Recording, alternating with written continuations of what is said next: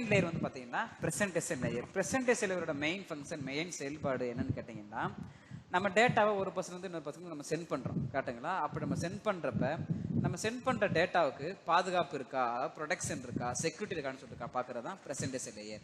சிம்பிளாக ப்ரெசன்டேஷன் லேயர்னா security of the data அப்படின்னு சொல்லலாம். சிம்பிள் என்ன சொல்கிறாங்க, செக்யூரிட்டி ஆஃப் த டேட்டா நம்ம கால் பண்ணுறாங்க.